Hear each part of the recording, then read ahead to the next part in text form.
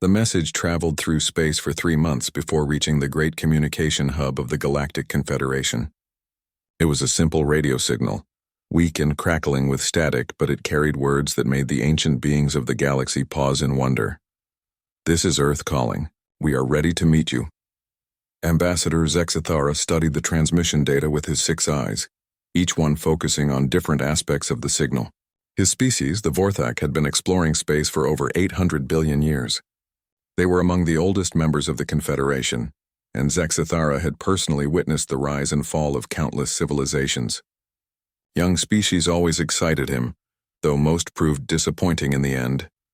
"Another baby world," muttered his assistant, Crix, whose tentacles danced nervously around the control panel. "The planet is only 4.6 billion years old. The species probably just discovered fire." Zexithara nodded slowly. It was always the same pattern. Young planets produced young species that thought they were ready for the galaxy. Most of them barely understood their own solar system, let alone the complex politics and ancient hierarchies that governed galactic civilization. "Prepare the evaluation team," Zexithara commanded. "We follow standard protocol for primitive contact." The journey to Earth took only 2 days using Confederation jump drives. As their massive ship approached the small blue planet, Zexithara expected to see the usual signs of a developing world. Scattered cities, primitive satellites, maybe a few space stations if they were lucky. Instead, he found something that made him pause. Earth's orbital space was clean, too clean. Most young worlds were cluttered with space debris, failed satellite experiments, and the wreckage of early space exploration attempts. But Earth's space looked organized, as if someone had been carefully managing it for a very long time. "Sir?" Crix called out, his voice filled with confusion. "They're not running away." Zexithara looked at the main screen. Usually when Confederation ships appeared in a young world sky, chaos followed. Panic, military mobilization, confused radio chatter, but Earth's communication channels remained calm and organized. "Confederation vessel, this is Earth traffic control," came a clear voice through their speakers.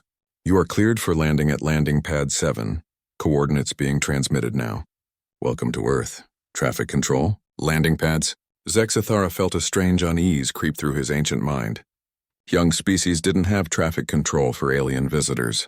They didn't even know alien visitors were possible. The landing pad turned out to be a massive, perfectly constructed platform in what the locals called Geneva. As their ship touched down, Zexithara could see hundreds of humans waiting in organized groups. No screaming crowds, no military tanks. Just calm, patient people who looked like they had been expecting this moment for a very long time. Dr. Sarah Chen stepped forward as the aliens exited their ship. She was a small human with graying hair and kind eyes that seemed much older than her apparent age. Behind her stood a diverse group of humans, all wearing simple blue uniforms with a symbol that looked strangely familiar to Zexithara, though he couldn't place where he had seen it before. "Ambassador Zexithara," Dr. Chen said, pronouncing his name perfectly despite never having heard it before. "We are honored by your visit. I am Dr. Sarah Chen, director of the Earth Diplomatic Corps." Zexithara stared at her. In his 800 billion years of experience, no primitive species had ever gotten his name right on the first try. Most couldn't even pronounce it after weeks of practice. "How do you know my name?" he asked carefully. Dr. Chen smiled. "We have been preparing for this meeting for a long time. Please come inside." We have much to discuss. The building they entered was unlike anything Zexithara had seen on a young world. The architecture was simple but elegant, with flowing lines and perfect proportions that reminded him of the ancient architect designs found throughout the galaxy. But that was impossible. The architects had vanished billions of years ago, long before Earth even existed. "Your world is very young," Zexithara began, settling into a chair that had clearly been designed for his specific anatomy. "Another impossibility. Only 4.6 billion years old. Your species appears to have evolved recently, yet your development seems unusually advanced." Dr. Chen nodded as if she had expected this observation. "Time can be misleading, Ambassador. Age is not always measured in years." "What do you mean?" asked Crix, who was busily scanning everything in the room with various instruments. "Tell me," Dr. Chen said, ignoring the question. "What do you know of your own species' early history?" Zexithara frowned. "What does that have to do with anything? Humor me." The Vortic arose on the world of Thesic Prime approximately 800 billion years ago. We were guided in our early development by beings we called the Great Teachers. They helped us understand space travel, energy manipulation, and peaceful coexistence. When we were ready, they departed, leaving us to find our own path among the stars. Dr. Chen leaned forward slightly. Can you describe these great teachers? The old records are unclear, Zexathera said slowly. They were bipedal, smaller than us, with forward-facing eyes and 5 digits on each appendage. Rather primitive-looking, actually, but their knowledge was vast. Like humans, Zexathera felt something cold settle in his stomach. That was coincidental similarity, is it? Dr. Chen stood and walked to a wall display. With a touch, it showed a star map that made Zexathera's blood freeze. It was a perfect representation of the galaxy, as it had existed 800 billion years ago, complete with star positions, trade routes, and civilizations that had been dust for eons. Where did you get this? Crix whispered. We have always had it, Dr. Chen replied calmly, just as we have always known that this day would come. You see, Ambassador, you were right about one thing. Earth is a young world, but the beings who chose to call it home are not young at all. Zexathera stood abruptly, his massive frame towering over the small human woman. That is impossible. We have cataloged every ancient civilization in the galaxy. Humans are not among them. Are you certain? Dr. Chen touched the wall display again. Now it showed images that made Zexathera step backward in shock. Ancient carvings from dozens of worlds, all depicting the same scene. Tall, powerful beings kneeling before smaller bipedal figures with kind faces and wise eyes. These could be forgeries, Zexathera said, but his voice lacked conviction. Dr. Chen smiled sadly. They could be, but you know they're not. You recognize the truth when you see it, don't you, old friend? Your people have legends of the great teachers. So do the Nexari, the Zephyrians, the Crystalline Collective, and every other ancient race in the galaxy. We taught you all to reach for the stars. Then where have you been? Crix demanded. Why did you disappear? Why let us believe you were gone? Because, Dr. Chen said gently, sometimes the greatest gift a teacher can give is the chance for students to learn independence. We stepped back so you could grow without our shadow falling over you. We became gardeners tending a quiet world, watching our children spread across the galaxy and build wonderful things. She walked back to her chair and sat down. But now it's time for the next lesson. The galaxy faces challenges that require both ancient wisdom and youthful energy. We have been waiting for you to be ready to learn what comes after independence. Zexathera felt his worldview crumbling around him. Prove it, he whispered. Dr. Chen nodded. Tomorrow we will show you the Heritage Archive. Tonight, rest and remember your oldest stories. You'll find they were more true than you ever imagined. As the aliens were escorted to their quarters, Zexathera could not shake the feeling that he was no longer the teacher evaluating a primitive student. Instead, he was a child who had just discovered his parents had been watching over him all along. Zexathera did not sleep well that night. His mind kept returning to the star map and the impossible familiarity of the humans. When morning came, he gathered his scientific team and announced they would conduct a full archaeological survey of Earth before proceeding with any diplomatic discussions. Something is not right here, he told Dr. Yalara, his chief archaeologist. Run deep scans on this planet. I want to know everything about its geological history. Dr. Yalara was a Crystalli, her body composed of living mineral that could analyze materials just by touching them. She had studied the remains of civilizations that existed before some stars were even born. If anyone could uncover Earth's secrets, it would be her. The first anomaly appeared within hours. Ambassador? Dr. Yalara called out, her crystalline voice ringing with confusion. You need to see this. She led him to a dig site in what the humans called Egypt. The Confederation team had been scanning beneath the famous pyramids when their instruments detected something impossible. These readings show metallic structures buried 3 kilometers down. Dr. Yalara explained, her crystal facets glowing with excitement. The geological layers indicate they have been there for approximately 2 million years. Zexathera studied the scanner display. That predates any known human civilization by millions of years. Local wildlife, perhaps? No, sir. The metal composition matches no known natural occurrence. It's an alloy of tritanium and quantum-stable matter. That technology is barely understood by the most advanced Confederation worlds. Crick scuttled over, his tentacles waving nervously. Sir, We're getting similar readings from 12 other locations across the planet. Underground structures, all using the same impossible materials, all buried for millions of years. Zexithara felt that cold sensation in his stomach again. Has Dr. Chen been informed of our findings? She's on her way, Crix replied.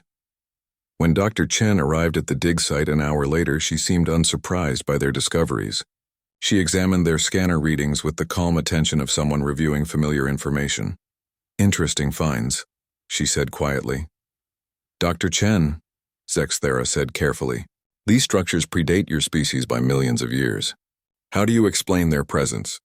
The same way you explain the presence of architect ruins throughout the galaxy, she replied. Someone was here before.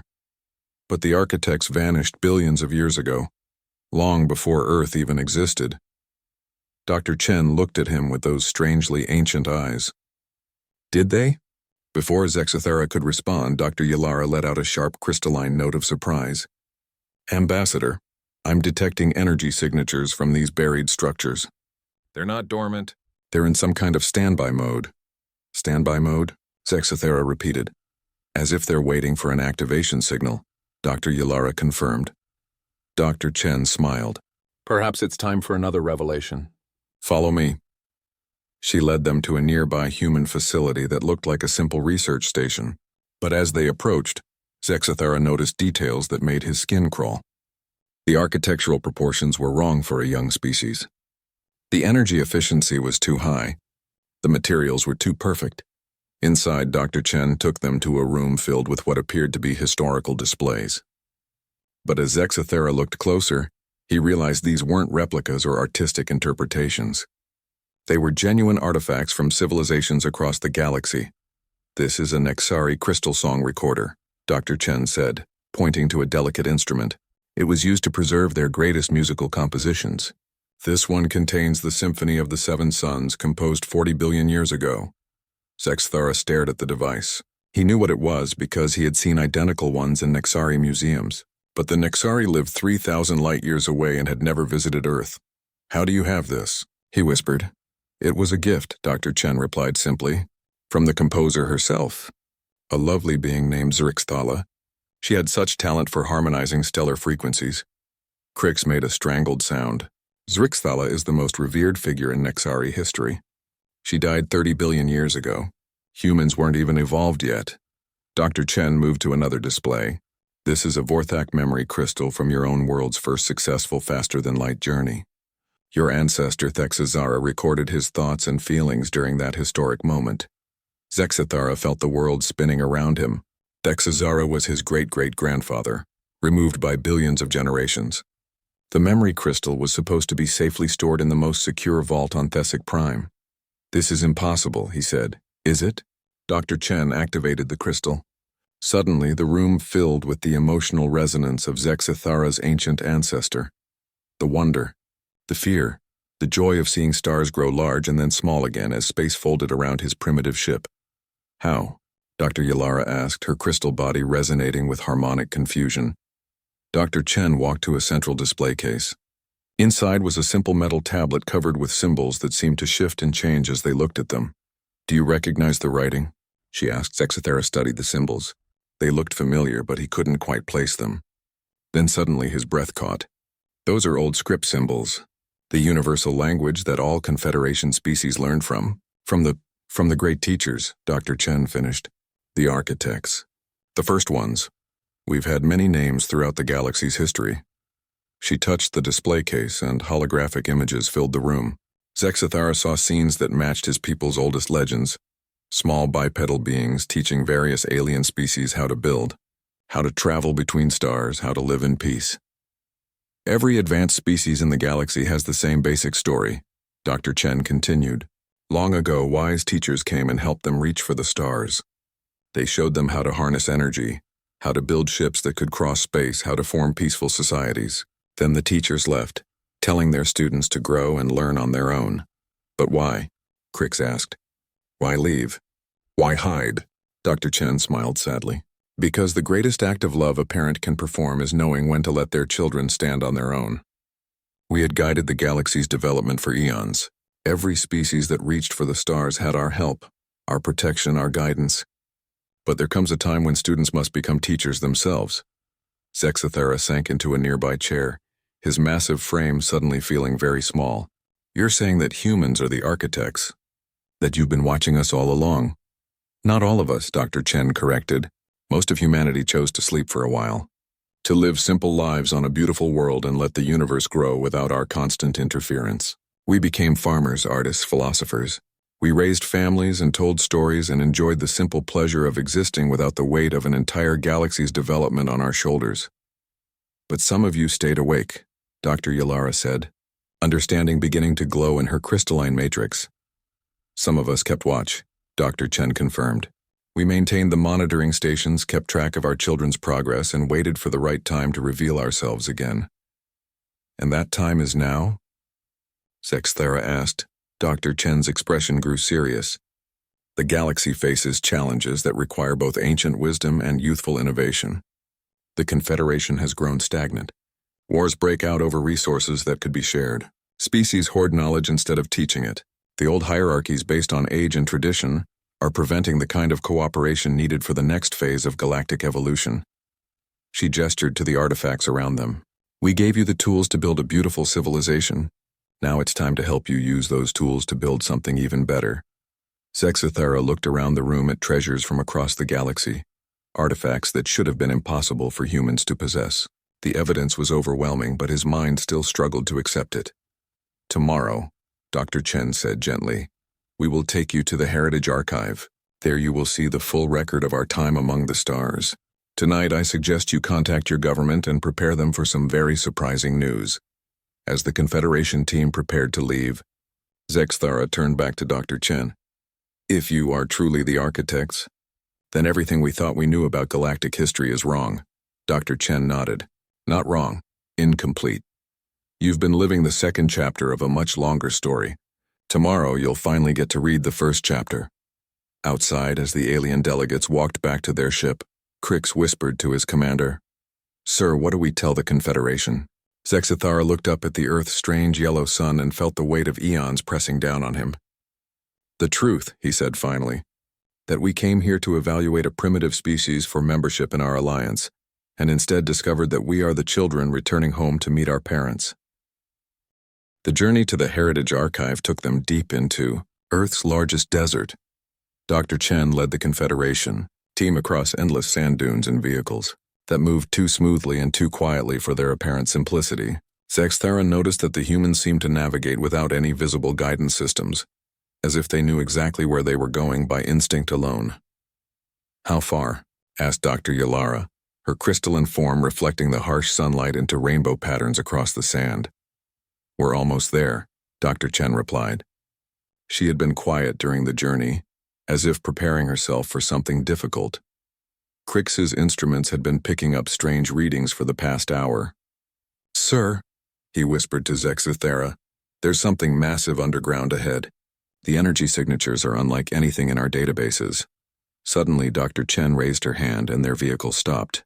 They were in the middle of nowhere, surrounded by empty desert in all directions. There was no sign of any structure or facility. We're here, Dr. Chen announced. Here where? Zexathera asked, looking around at the empty landscape. Dr. Chen smiled and pressed her palm against a seemingly random patch of sand. For a moment nothing happened. Then the ground began to hum with a deep resonant tone that Zexathera felt in his bones. The sand in front of them started to shift and move, flowing away to reveal a smooth metal surface beneath. The surface continued to grow larger as more sand moved aside, until an enormous metallic plaza stretched before them, perfectly preserved despite being buried for unknown ages. The Heritage Archive, Dr. Chen said softly, the repository of human memory. In the center of the plaza, a structure began to rise from the metal floor. It was tall and elegant, built from materials that seemed to absorb and reflect light in impossible ways. The architecture was unmistakably architect in design. Zexathera had seen similar ruins on dozens of worlds throughout the galaxy. This is impossible, Dr. Yalara breathed. The energy required to maintain systems buried in sand for millions of years? It would be astronomical. We built things to last, Dr. Chen said simply. As they approached the structure, Massive doors opened silently. Inside, the aliens found themselves in a vast chamber filled with crystalline storage matrices that stretched up into shadows far above. Each crystal hummed with contained data, and the air itself seemed to vibrate with the weight of stored knowledge. "Welcome to the memory of humanity," Dr. Chen said, her voice echoing in the enormous space. "Every significant moment of our civilization is preserved here. Every decision, every discovery, every mistake we made while learning to guide the galaxy." She led them to a central platform where a control interface materialized from the floor. "What would you like to see first? The early days when we first left our original homeworld? Our first contact with primitive alien species? The great conferences where we decided how to help each world without corrupting their natural development?" Zexathara felt overwhelmed by the scope of what he was seeing. Show us the beginning. How did humanity become the architects?" Dr. Chen touched the interface, and the chamber filled with holographic images. The aliens watched in stunned silence as Earth's true history unfolded before them. They saw humans not as they were now, but as they had been billions of years ago, a species that had reached the stars early in the galaxy's development. When most worlds were still cooling from their formation, humanity had been alone for millions of years, building an empire that spanned thousands of star systems. "We were isolated," Dr. Chen narrated as the images showed vast human cities floating in space. The galaxy seemed empty of intelligence. We had spread across hundreds of worlds and found nothing but primitive life. Bacteria, simple plants, basic animals. We began to think we might be the only thinking beings in the universe. The images changed, showing human scientists working with genetic codes and evolutionary acceleration. So we decided to help life along. We found worlds with potential and carefully guided evolution. We planted seeds of intelligence and waited to see what would grow. Zexathara watched in amazement as the holographic record showed humans visiting world after world, subtly influencing the development of life. On one world, they helped a species of tree-dwelling creatures develop tool use. On another, they guided aquatic beings toward land-dwelling forms that could eventually build societies. "You created us," Dr. Yalara whispered. "Not created," Dr. Chen corrected gently. "Guided. The potential was always there. We simply helped it along and waited for you to grow into it." The images continued, showing the gradual emergence of intelligence across the galaxy. The humans watched as their guided species began to develop technology, art, philosophy. They celebrated each species' first steps into space, their first attempts at interstellar communication, their first tentative explorations beyond their home systems. "And then you began to teach us directly," Zexathara said, recognizing scenes that matched his people's oldest historical records. "When you were ready," Dr. Chen confirmed. "We had learned that direct intervention could be harmful if done too early. Some species needed to develop their own cultures first, their own ways of thinking and solving problems. But once you reached a certain level of development, we could safely introduce concepts like faster-than-light travel, energy manipulation, and peaceful coexistence." Crix pointed at one of the images. "That's the Nexari homeworld, but this was taken billions of years ago, when they were still developing their crystalline cities. Your ancestor Thexazara was one of our finest students," Dr. Chen said to Zexathara. "He grasped the principles of space folding faster than almost any being we had taught. We knew the Vorthak would become excellent explorers." The holographic record continued, showing humanity's careful guidance of dozens of species as they took their first steps into galactic civilization. The humans taught each species the same basic principles: peaceful contact, resource sharing, mutual aid, and respect for the natural development of younger civilizations.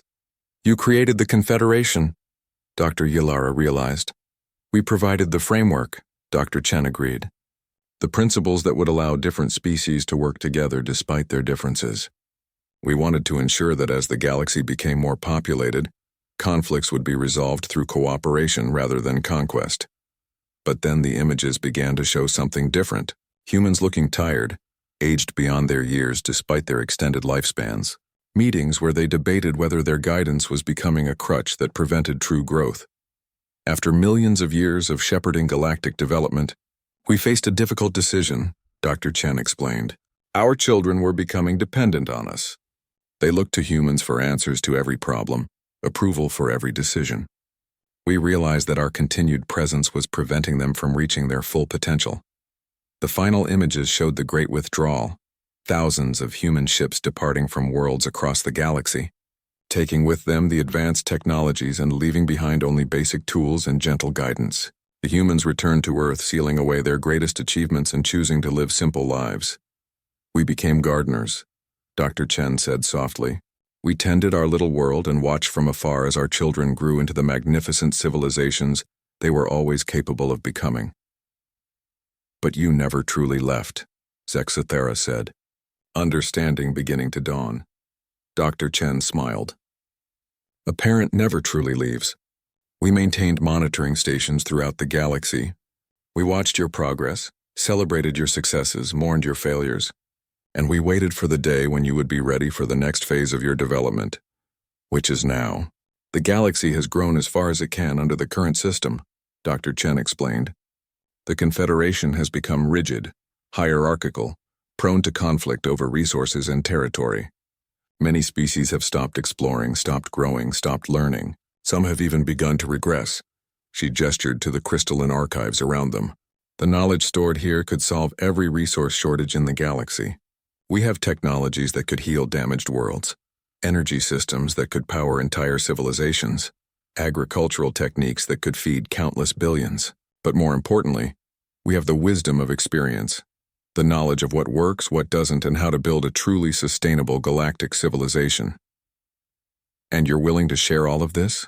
Dr. Yalara asked. Dr. Chen's expression grew serious. With conditions. The galaxy must be willing to change. The old hierarchies based on species age and arbitrary traditions must give way to cooperation based on merit and mutual respect. Wars over resources must end in favor of sharing and efficient distribution. Most importantly, the cycle of guidance must continue. Every species that receives knowledge must commit to helping younger civilizations when they emerge. Zexathera felt the weight of the decision before them. And if the Confederation refuses, then we will work with those who are willing to embrace change, Dr. Chen replied simply. But we hope it doesn't come to that. The galaxy is facing challenges that will require all of us working together. Ancient wisdom and youthful innovation, human experience and alien perspectives. As they prepared to leave the Heritage Archive, Zexathera turned back to look at the enormous repository of human knowledge. How long have you been planning this? Revelation? Dr. Chen paused at the entrance as the great do. The emergency session of the Galactic Confederation Council convened within hours of Zexathera's report. Representatives from 47 different species gathered in the Great Assembly Chamber on Nexus Prime, their voices creating a cacophony of disbelief, anger, and confusion that echoed off the ancient walls. High Chancellor Vextai, a crystalline being whose species had ruled the Confederation for 60 billion years, called for order with a harmonic tone that silenced the assembly. Ambassador Zexathera, repeat your claims for the full council. Zexathera stood before the gathered representatives, feeling smaller than he ever had in his 800 billion years of life. Honored Council, humanity is not a young species. They are the architects, the first teachers, the beings our legends call the Great Ones who guided our early development. The chamber erupted in protests and denials. Representative Cliximora of the Zephyrian Empire rose to his full height, his gas-form body swirling with agitation. This is impossible. The architects vanished billions of years ago before most of our species even existed.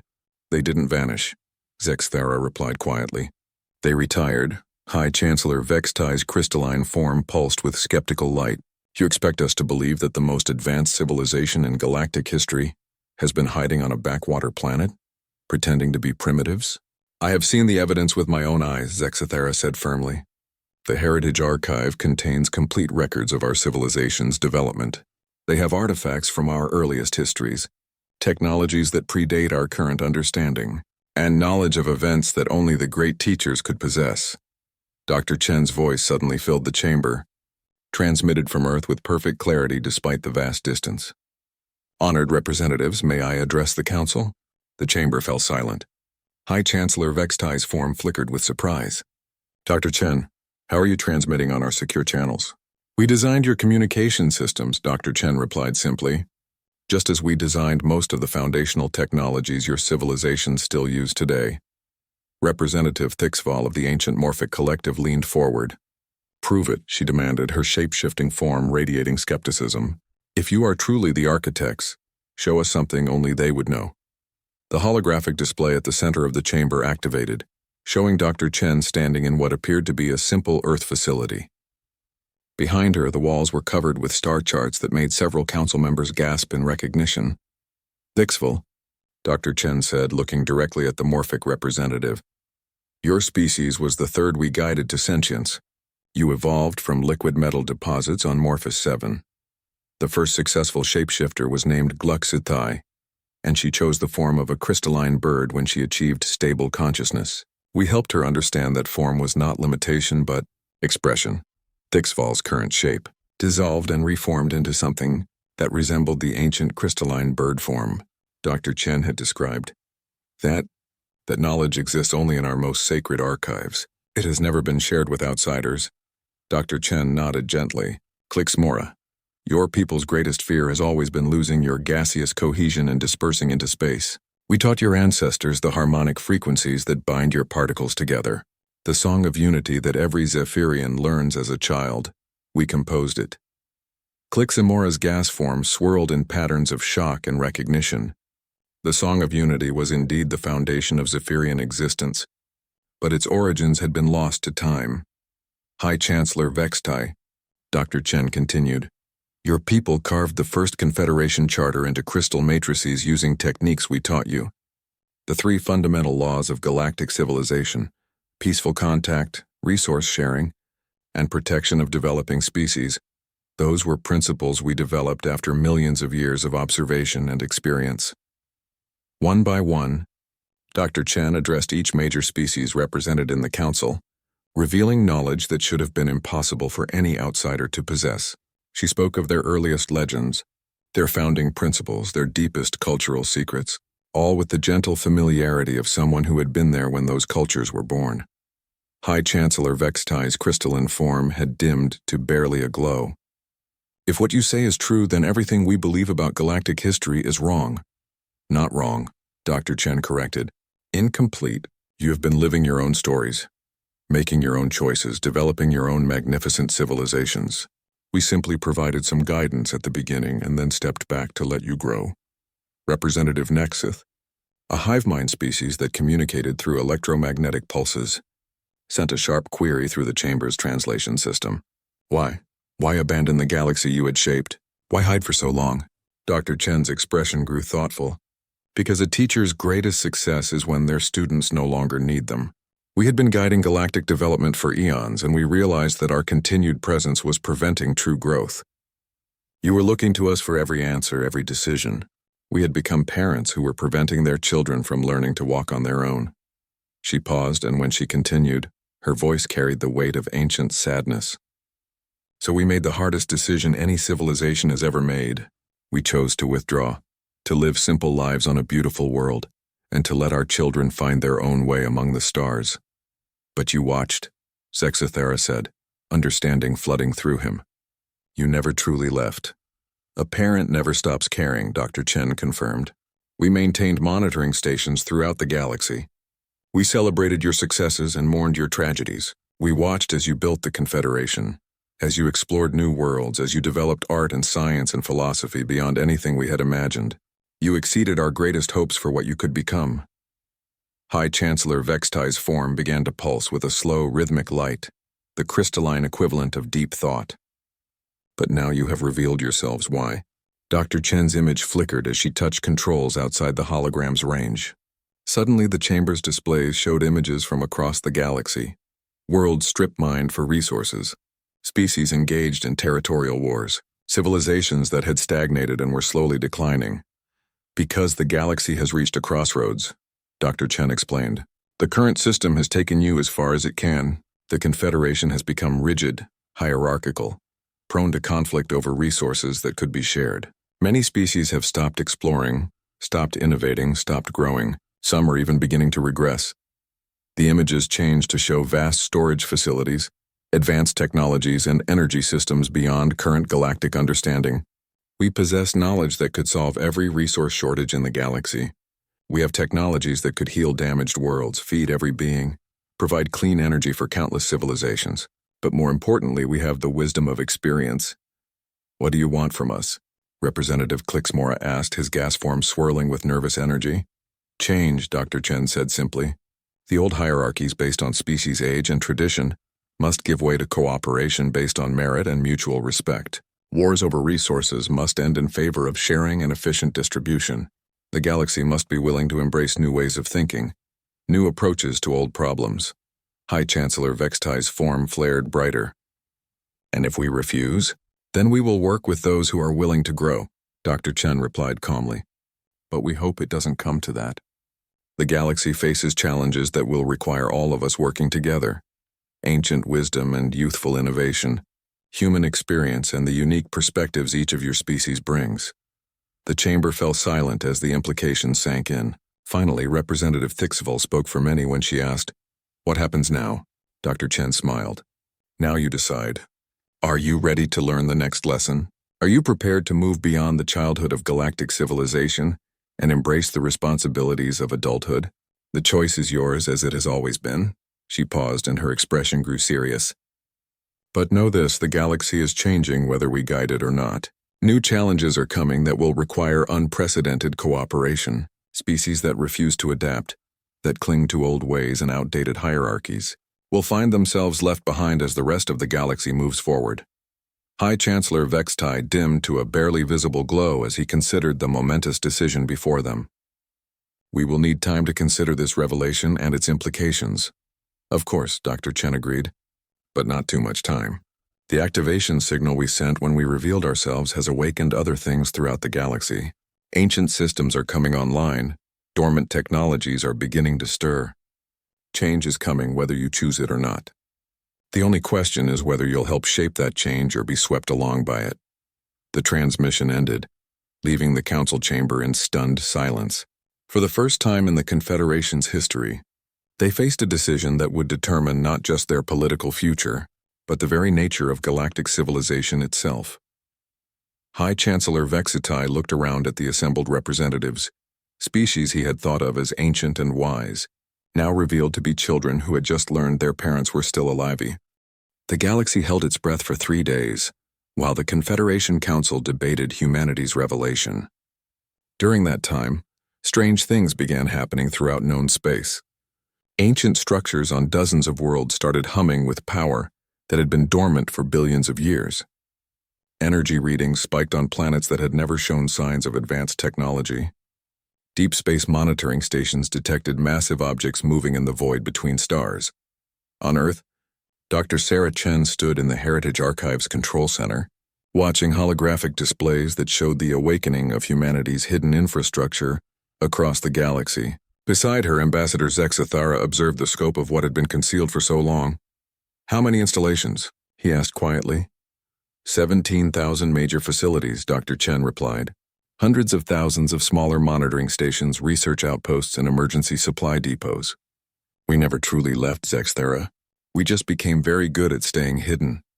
The displays showed systems coming online one by one, vast energy collectors around distant stars, atmospheric processors on dead worlds, agricultural facilities that could feed entire star systems. All of it had been there for eons, waiting for the recall signal that Dr. Chen had finally sent. "The Council is afraid," Zexathara admitted. "Some species are calling for immediate military action against Earth." Dr. Chen nodded sadly. "We expected that. Fear is a natural response when children discover their parents are still alive and watching. Some will embrace the reunion, others will rebel against it. And what will you do if they choose rebellion?" "What any parent would do," Dr. Chen said simply. "We'll love them anyway, but we won't let them harm themselves or others out of pride and fear." A soft chime indicated an incoming transmission. The holographic display showed High Chancellor Vextai's crystalline form, its facets glowing with the strain of the decision he was about to announce. "Dr. Chen," the Chancellor began formally, "the Galactic Confederation Council has reached a decision regarding humanity's proposition." "I'm listening," Dr. Chen replied calmly. By a vote of 32 to 15, the Council has chosen to accept humanity's guidance in restructuring galactic civilization. However, 15 species have withdrawn from the Confederation in protest, and several others are demanding guarantees that human involvement will be limited and temporary. Dr. Chen was quiet for a moment, processing the implications. Which species have withdrawn? The hegemonic empire, the stellar dominion, 3 of the warrior clans, and several others who have built their power on the current hierarchical system. They view humanity's return as a threat to their established authority. And the species that remain, High Chancellor Vextai's form brightened slightly, are eager to learn. The younger civilizations especially have voted overwhelmingly in favor of accepting human guidance. They see this as an opportunity for rapid advancement and growth. Dr. Chen nodded thoughtfully. We anticipated this split. Change is never easy, especially for those who benefit from the current system. What guarantees are the hesitant species seeking? They want assurance that humanity will not impose its will by force, that species autonomy will be respected, and that human involvement will have clearly defined limits and timeframes. All reasonable requests, Dr. Chen agreed. We have no desire to rule the galaxy, Chancellor. We never did. Our goal is to provide tools and knowledge that will allow each species to reach its full potential. Then step back again as you mature into the next phase of galactic civilization. The Chancellor's crystalline matrix flickered with what might have been relief. And the rebel species? What will you do about them? Dr. Chen's expression grew serious. Nothing for now. They have the right to choose their own path, but we will not allow them to interfere with species that have chosen cooperation and growth. If they attempt to attack or coerce others, they will find that humanity's protective instincts are as strong as our nurturing ones. As if to emphasize her point, the displays around the archive showed massive structures emerging from deep space, ships and stations of impossible size and complexity, built with technologies that made current Confederation engineering look primitive.